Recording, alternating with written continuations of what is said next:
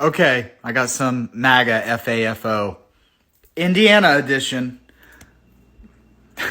It doesn't get better than this. And let me preface by saying, like, it's still sad what happened, but it's like, duh, like, we knew this. First things first, you need to go look up two people.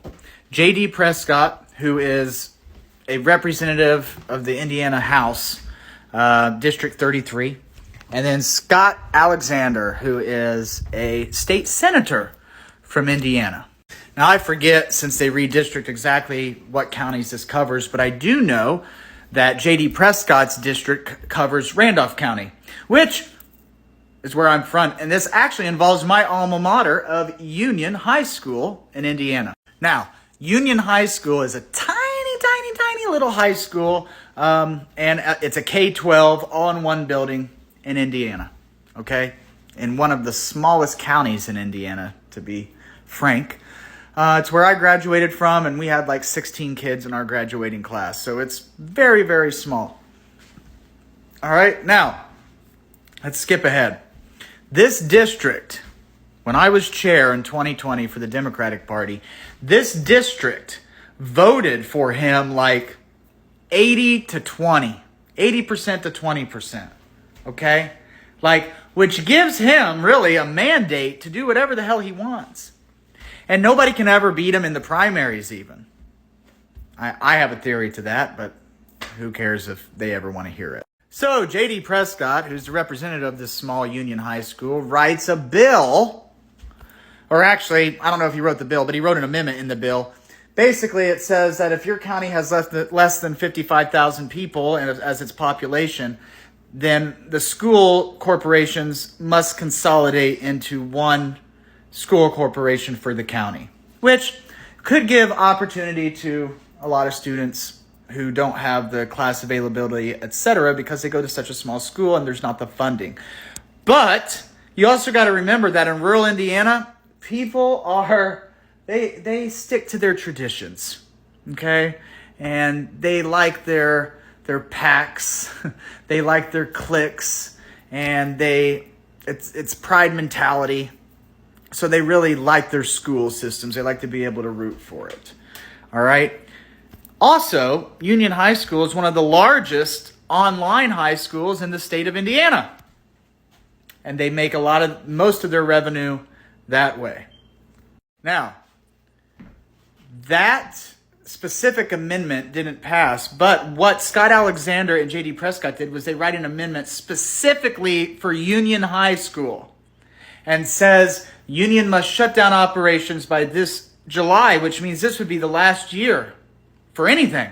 They can't go into any new contracts, they can't hire any new people, and they have to cease operations by July. All right? Now suddenly, all the MAGA people who didn't heed these warnings, which were clearly spoken to them over and over and over again, he's been elected like 4 times now. They don't care about that because it's too important to them to own libs. Well, now they're going to lose their school. My high school. I hate to say I told you so, but it's how you voted. I think one of the reasons why so many rural people voted MAGA is if you come to a small town, which my family is largely from, you see it's generations of people who haven't done anything with themselves other than be exactly where they are. So they come for entire people, groups of people, ethnicities of people who have done everything they can to be somewhere else. I would probably be a little bitter and jealous too. And I taught my son this weekend, look around you. You'll be able to pick it out. And if they're going to be so good at picking people out and isolating others, you can turn the energy around.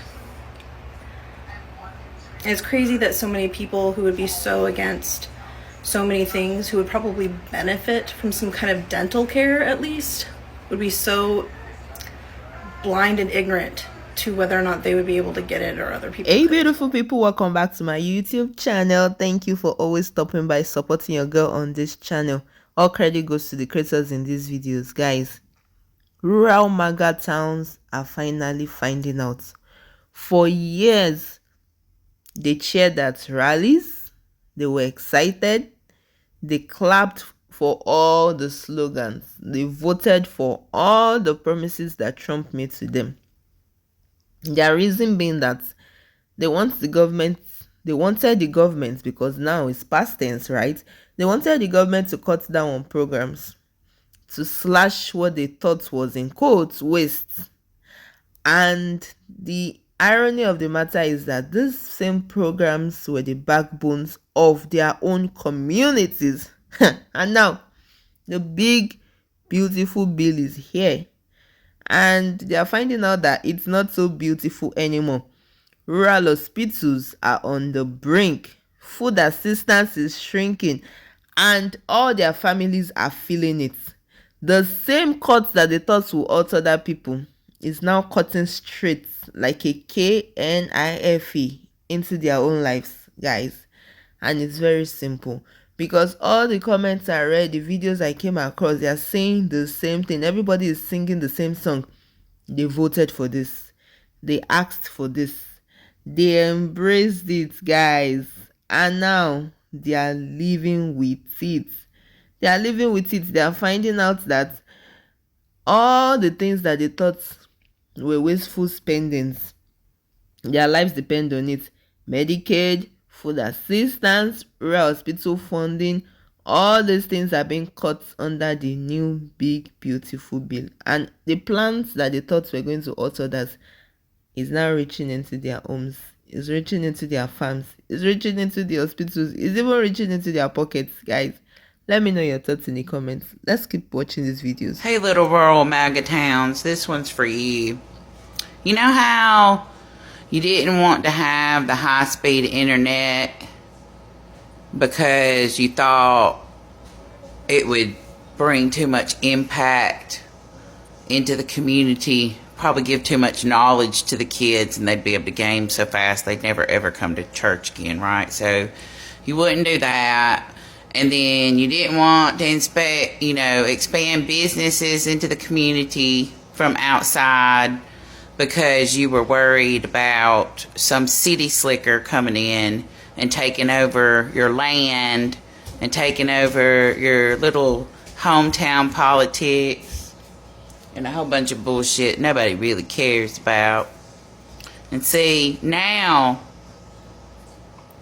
the city slicker that you've always worried about coming in and taking your land and taking all your jobs, you voted him into presidency twice, and now he's really gonna come take your land, and he's gonna promise you jobs, but what he's gonna bring to you are big data centers, and he might build some factories, and some people will get jobs, but guess what? They're going to train AI to work those jobs. So 150 people might start to train 3,000 robots.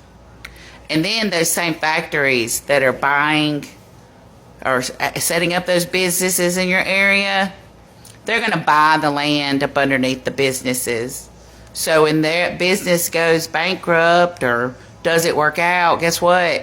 They still own the land in your town, so they can just build whatever else they want to do or just do whatever else they want to do. And those big data centers, all that AI, it's going to mess up all your water sources. Your air, it's going to smell weird inside your house. Like, you're not going to be able to breathe. There's going to be just contamination everywhere. For what? For what? It won't bring the jobs that you were promised. But it's going to suck up all your resources and fuck those up. So, I grew up near the Talladega National Forest. I bet y'all be getting a data center before long over there. And then your hospital's going to go out of business soon. And Obama just expanded it in 2008, and that's how y'all had all those good health care jobs. That's why everybody's got a nice little nurse or CNA or radiology job, because they expanded the hospital. But now there won't be any funding from the hospital because of the cuts to Medicaid. And you'll be forced to go again, to drive an hour and a half to your job every day. And your resources where you live are going to be terrible. Your fishing and your hunting, it won't be good anymore. As they cut all your trees down, as they sell your land off acre by acre, your air, your quality of your air and your water and your land for generations to come will be ruined. And this is what you voted for. And guess what? That city slicker that you've always been worried about, you voted for it. You voted for them to come in and take your town and sell all your land.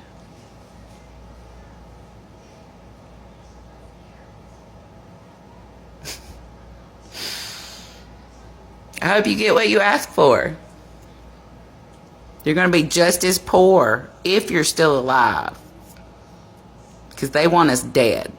They don't care about any of us. Gavin Newsom is calling out Donald Trump for betraying rural hospitals in communities that overwhelmingly voted for Trump. He posted this article here saying another California county is losing its only hospital after feds refuse to step in. And he says, heartbreaking, Trump continues to betray rural Americans, this time closing the one and only hospital in a county that he won by nearly 2/3. Since this hospital is closing, people that are having issues in this town will now have to drive 40 minutes into a neighboring county for critical care. Additionally, 150 healthcare workers are going to lose their jobs because of this, already resigning and seeking work elsewhere. The federal government is taking away this hospital's critical access designation, which is 40% of its overall revenue, a gap too large for them to fill, forcing them to close down. And get this, it's all happening because of a newly interpreted federal rule. It requires critical access hospitals to be at least 35 miles from the next closest hospital when traveling by main roads. I mean, how ridiculous is that? This hospital is only 32 miles away, so it's 3 miles short of the required distance. But they're arguing they don't take that route to get to the hospital anyway. They take a different route which would meet that standard. However, of course, the federal government under Trump doesn't care, and they're still taking away their funding and forcing this hospital to close down. But I hope Republicans in rural areas see this video and understand what Donald Trump's priorities are. He's doing this to these rural hospitals so he can give billionaires more money. And that's on period. Guys, we don't even need to sugarcoat it, because the reality is it's an ad. These rural hospitals in small towns are struggling. Many of them are even closing down because the money they relied on is drying up. Families are realizing that healthcare costs are rising. Farmers, working families that thought government help was for lazy people in the cities, in quotes, they are now seeing how much their own community depended on it, guys. In fact, the summary of the matter is that this big beautiful bill is forcing rural MAGA towns face a painful lesson, because all the promises that they cheered for, right, and sounded good to their ears at the rally, but in how do I put it now? In essence, in reality, it's taking away the very support system keeping their towns alive. And what they voted for is staring at them right in the face. So rural MAGA towns are finding out the hard way. They are finding out that what you vote for has consequences. Guys, let me know your thoughts in the comments, because many people are like, yeah, FAFO, that's what they voted for. They have no pity over them, this and that. Let me know what you think. Do you feel pity for them, or do you realize that this is the period? Because the sad part is that those of them that did not F around are definitely finding out, and that is not so nice. But you know, there's nothing we can do about it.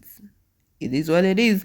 We can just hope things get better. Guys, let me know your thoughts in the comments. I really want to hear from you, and I'll see you in my next video. Please don't forget to stay safe. Mental health is important. Ciao.